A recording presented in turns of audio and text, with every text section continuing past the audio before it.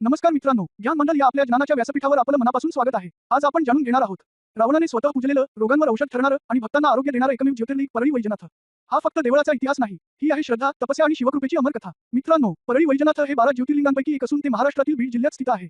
या ज्योतिर्लिंगाचं नावच खूप काही सांगून जातं. वैद्यनाथ म्हणजे वैद्यांचा नाथ, आजारी माणसांवर कृपा करणारा भगवान शंकर, रावणाची तपस्या आणि ज्योतिर्लिंगाची स्थापना.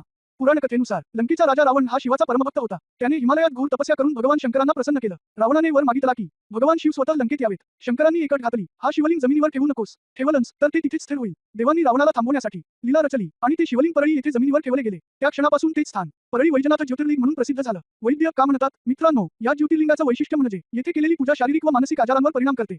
आयुर्वेदिक परंपरेत या स्थानाला फार महत्त्व आहे. म्हणूनच शंकरांना येथे वैद्यनाथ म्हणतात. आजही हजारो भक्त आरोग्य, दीर्घायुष्य आणि संकटमुक्त जीवनासाठी इथे येतात. मंदिराची रचना आणि महत्त्व. परळी वैजनाथ मंदिराची रचना साधी पण अतिशय पवित्र आहे. गर्भगृहात स्वयंभू शिवलिंग, सकाळी व संध्याकाळी विशेष अभिषेक. श्रावण मासात लाखो भाविकांची गर्दी. इथे आल्यावर मन आपोआप शांत होतं. हेच या ज्योतिर्लिंगाचं खरं सामर्थ्य आहे. मित्रांनो, परळी वैजनाथ हे फक्त देवस्थान नाही, ते आहे श्रद्धेचं औषधालय, जिथे तपस्या बोलते, आस्था जिंकते आणि भगवान शंकर भक्तांसाठी स्वतः वैद्य बनतात. मित्रांनो, आजचा परळी वैजनाथ ज्योतिर्लिंग यावरचा हा माहितीपूर्ण व्हिडिओ तुम्हाला आवडला असेल तर व्हिडिओला लाईक करा, भक्तिप्रेमी मित्रांसोबत शेअर करा आणि अशाच ज्ञानवर्धक व्हिडिओसाठी ज्ञान मंडल चॅनेलला सबस्क्राईब करायला विसरू नका. पुन्हा भेटू अशाच एका अद्भुत विषयासह. हर हर महादेव.